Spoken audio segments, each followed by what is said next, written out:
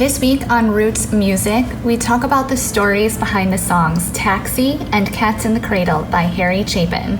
We look at the final interview that Harry gave just a few months before his death, where he actually talks about a car hypothetically bursting into flames. Did Harry Chapin predict his own death?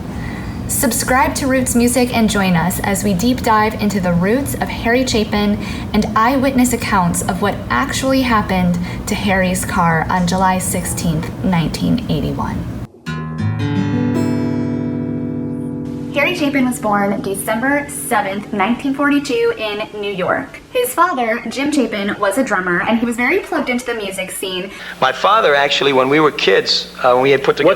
What does he do? He plays drums, jazz drums. I mean, Ed Shaughnessy's an old buddy of his, Doc. Every time I come and do the show, this is the 15th time I've been on the show, every time it's Old Home Week, finding out what all the various old jazz names have been doing in New York since you guys are out here now.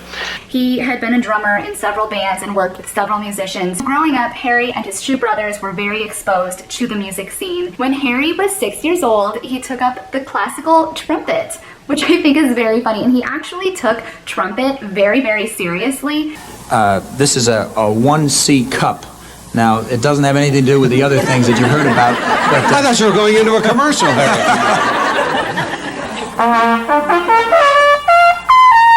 See, that missed note that's 7 years of not playing right there. In addition to being a classical trumpet player, Harry also was part of the Grace Church's choir for boys and men with his two younger brothers, Tom and Steve, and a couple of his friends. He jokes that it was this little gray-haired lady who ran the choir, but all of these rock players came out of that choir. Another member of that choir who sang with Harry and his brothers ended up being a songwriter for the band Chicago. So a couple of talented people came out of that choir with that little old lady with gray hair. When Harry was 16 years old, he started to realize that girls didn't really like trumpet players. He jokes, but I think he's pretty serious, that the reason he switched from classical trumpet to guitar was for girls, and at that time he was 16, so that kind of makes sense. If you haven't seen my video about James Taylor and the song Fire and Rain, it's kind of funny, but James Taylor says the same thing about why he switched from cello to guitar. He says it, quote, had a better image. I think he's saying what Harry Chapin is outright saying is that he did it for the girls. Then I found out girls like guitar players better. And so I rapidly... The trumpet does get in the way when you sing. So at 16, Harry started focusing on guitar and banjo because he loved folk music. He and his brothers actually got super into forming a band themselves. They actually formed a band called the Chapin Brothers. His younger brothers hadn't had a voice change yet. Harry jokes that they sounded like the Three Little Chipmunks, but they had a blast playing together, and that's all that matters. When Harry was 18, he went to join the Air Force Academy in Colorado and then went on to Cornell University. When Harry was 21 years old, he came home from school. He and his brothers and his father actually made an album called Chapin Music. I don't think that album really went anywhere, but if anybody has it, I would be very interested to know. So please comment below if you have that album. The Chapin brothers didn't really get very far because his younger brothers, Tom and Steve, had to go back to school once the fall semester started. After school, Harry was working as a filmmaker. He was just kind of doing some editing and some very junior things. And he was also working on the side teaching guitar lessons and keeping up his own guitar skills. When Harry was 23 years old, he got a call from a woman named Sandra. Sandra was married to a lawyer in New York and had 3 children of her own. She called Harry because she wanted to learn guitar.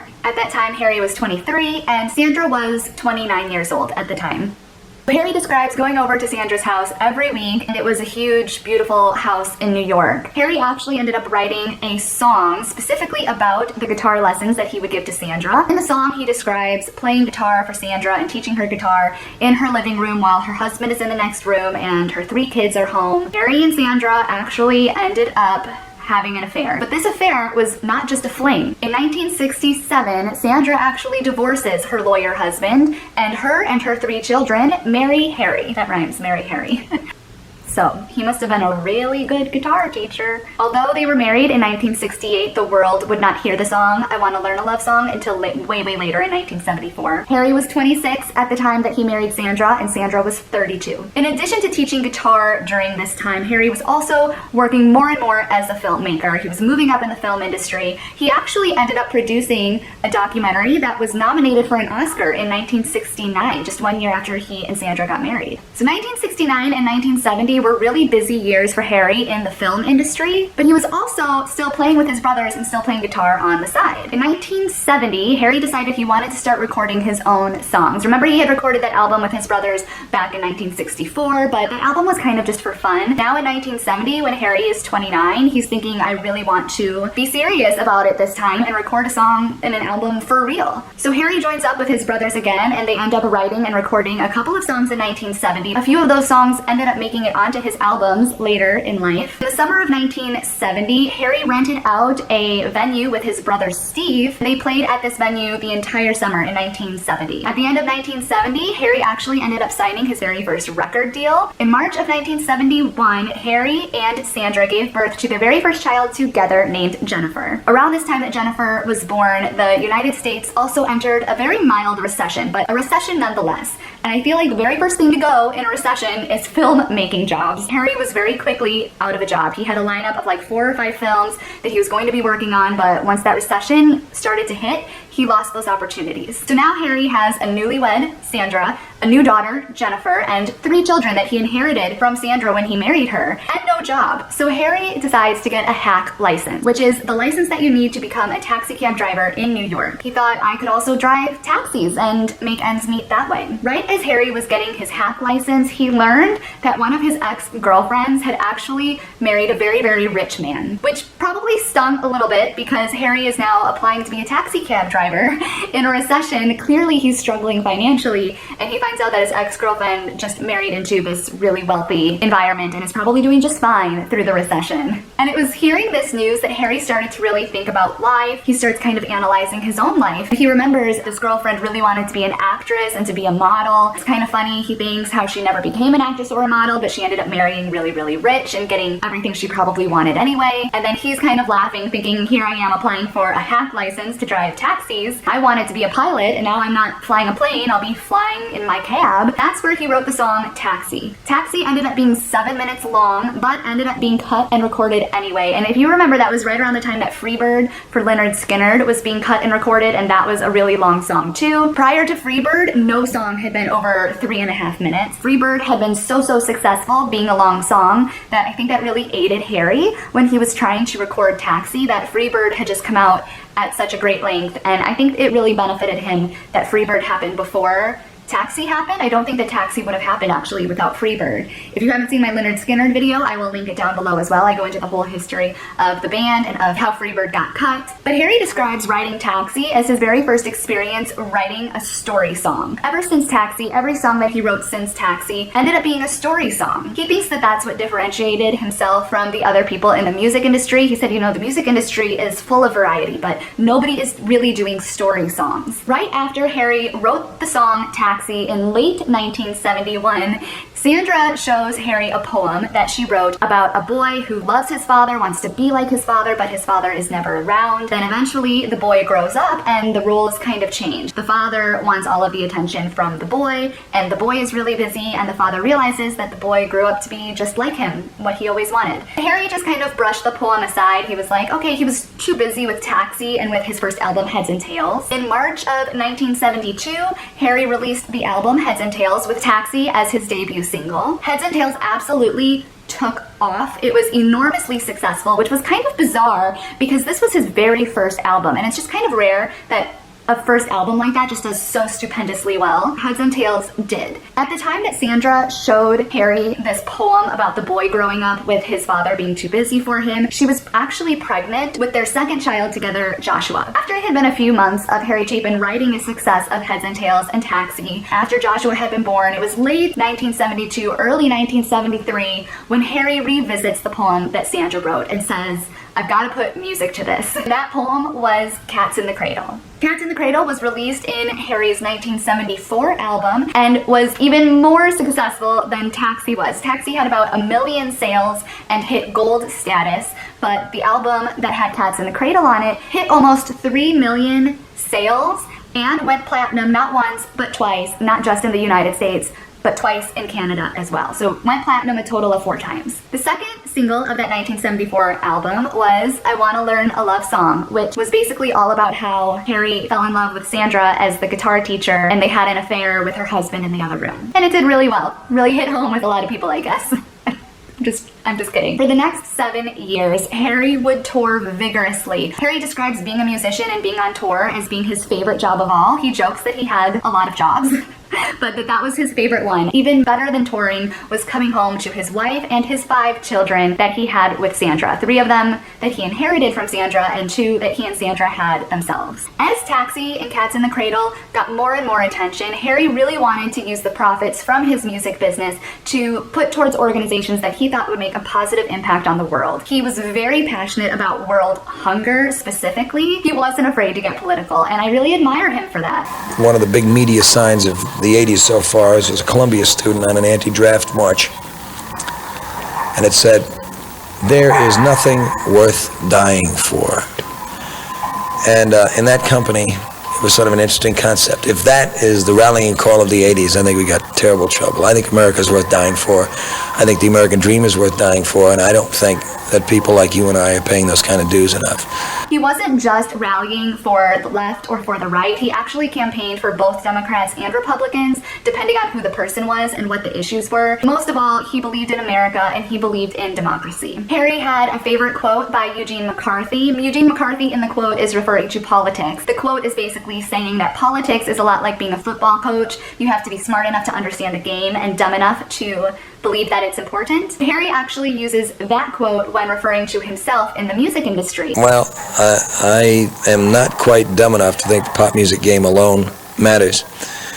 And I'm just barely smart enough to play that game. Even though Harry continued to make more and more money off of his albums, his net worth continued to go down because he kept contributing a lot of these profits to causes and to organizations that he was passionate about. One of the best things about Harry Chapin, and it actually reminds me of Chuck Berry, because Chuck Berry would drive himself to his own concerts, and Harry would drive himself everywhere as well. He was not known for taking limos, not known for taking cars. He would drive around himself in his 1975 Volkswagen Rabbit, which is a very humble car too. He was never a showy guy. He was always very humble, and nothing was below him. In 1980 alone, Harry did over 250 concerts. Half of those concerts were for benefits and causes. A lot of those concerts were also free admission. He really believed in doing free concerts as well. He thought, I love playing music, people love listening to music, and they shouldn't always have to pay for that. After performing over 250 concerts in 1980, Harry performs in Des Moines, Iowa. After the show, he comes backstage for an exclusive interview that lasted almost 20 minutes.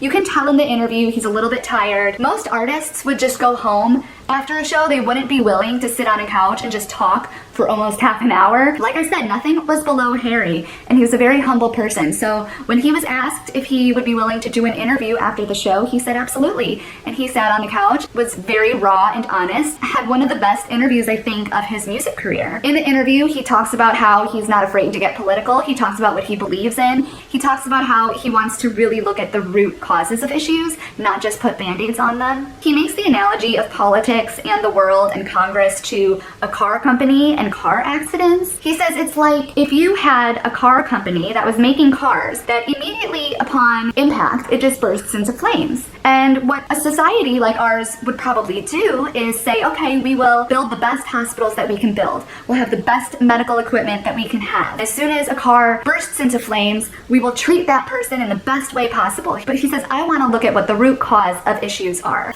Let's say there was an imaginary automobile company that built automobiles that when hit from behind burst into flame. Now, nothing like that would ever happen in the real world, you know that. But just imagine there was one. There'd be 2 ways of dealing with that. One is in your town where they sold a lot of those automobiles, to come up with the best ambulance unit possible, the best emergency room, the best burn unit, and to deal with the victims as most humanely as possible. Another way would be ask, why in hell do we allow a company to build automobiles that burst into flame upon impact? One is dealing with the symptoms, one is dealing with the causes. Where are you then? Well, I think I'm trying to deal more and more as I get older with causes, because in effect, in a sense, I think we're at a very dangerous time in American history, dangerous in the sense that we may be losing what this country stands for. And what that means is the so-called enlightened middle class, which is most of us in this room, probably most of the people watching, have a responsibility. Our founding father said very clearly, if you leave the business of government up to the leaders or the institutions, they're always going to mess it up. The reason we do have a participatory democracy is for people like you and I to be the ombudsman, to not just vote every 2 years, but to care enough to ask the second, third, fifth, 10th, 20th questions about everything from economics to environment to education to inflation to defense to hunger. On July 16th, 1981, just a few months after that Des Moines interview in late 1980, Harry was scheduled to do a free concert at the Eisenhower Park in New York. That afternoon, Harry was driving down the Long Island Expressway on his way to a business appointment in a blue 1975 Volkswagen Rabbit. A lot of reports say that he's driving in the left lane, he passes a truck, and then the truck hits him in the rear and the car burst into flames. Although many people assumed that Harry died from the accident itself, the coroner actually ruled the cause of death as cardiac arrest. But they couldn't tell whether he died of cardiac arrest before the crash, during the crash, or after the crash. Many people wonder, was he having a heart attack and that's what caused him to swerve? And then he was hit by the truck? Or was he switching lanes and got hit by the truck and then had a heart attack out of the fear and the jolt of the accident happening? But many eyewitnesses actually have a completely different theory that hasn't been talked about a lot. In fact, it was only in two very old newspaper clippings from the very next day that the articles even mentioned these other theories. There were two eyewitnesses on scene when the police arrived that had the same story, and they believed that something had gone wrong with Harry's Volkswagen. One of the eyewitnesses was in the center lane while Harry was in the left lane. He says that he saw Harry in the left lane going about 10 or 15 miles per hour. The car was kind of skipping. He called it limping, but you know how when a car isn't doing well, it's kind of stop, go, stop, go, stop, go. He says that Harry had his hazard lights on. Harry started trying to get into the center lane, and he assumed that Harry was trying to make it to the right-hand shoulder of the expressway. The car was going 10 or 15 miles per hour on a road that the speed limit is 60 miles per hour on. Bronco was his last name. I'll call him Bronco. Bronco is driving in the center lane. Harry starts coming into the center lane, cuts off Bronco. Bronco almost hits Harry and swerves into the right-hand lane to avoid him. Harry then kind of got scared and went back into the left lane, and Bronco came back in the center lane and passed Harry. He says that as he was in front of Harry, he's watching Harry in his rear view mirror because he knew that there were several trucks behind him on the expressway. He didn't want Harry to try to get back into the center lane because he knew that those trucks were still there coming. When he sees Harry go into the center lane again, and at that point Bronco says he laid onto his horn trying to warn Harry not to go into that lane. Bronco says that he thought that the car was clearly having trouble and Harry was trying to get over to the right-hand shoulder. But nonetheless, the truck behind Bronco could not brake fast enough and hits Harry's car in the back. The truck's bumper ended up rupturing Harry's Volkswagen's gas tank. As the truck started to come to a stop, it pushed Harry's car an additional 300 feet. All the while, the bottom of Harry's car is scraping against the pavement, creating sparks. Sparks from the bottom of Harry's car scraping against the pavement, in combination with the gas tank being ruptured and gas leaking everywhere, caused both Harry's car and the truck to burst into flames.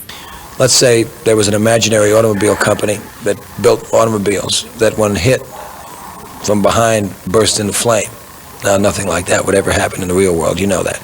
Bronco, the driver who had passed Harry and honked at him, trying to warn him not to pass over, pulls over immediately and gets out of his car to run over and help the truck driver and Harry at the scene. And there was another eyewitness as well who pulled over and ran up to Harry's car too. The truck driver had a pocket knife in his jeans that he used to cut Harry's seatbelt. And then Bronco, the truck driver, and the third eyewitness pulled Harry out from the window because the door wouldn't open. It was so severely burned. Bronco remembers Harry moaning as they pulled him to the shoulder of the highway, and within a minute of them getting him out of the car, the police and the emergency services were there, and they started performing CPR on Harry and doing other life-saving techniques trying to save his life. But he was pronounced dead at the scene.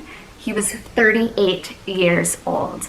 Within 15 minutes, the helicopter was there to airlift Harry to the nearest hospital, But like I said, he had sadly already passed away. Thousands of fans started pouring into Eisenhower Park, ready to hear Harry sing. Just before the show, a spokesperson for the venue got up onto the stage and had to make the announcement to all of the fans that the show was canceled due to the tragic death of Harry Chapin. It's reported that all of the fans stayed on the grass of Eisenhower Park crying as a young girl got onto the stage and played Harry Chapin cover songs on her guitar. And it became a really, really emotional tribute to Harry just hours after his passing. The bystander who had helped Harry out of the car and who had passed him originally and tried to warn him by honking was actually a retired New York City police officer.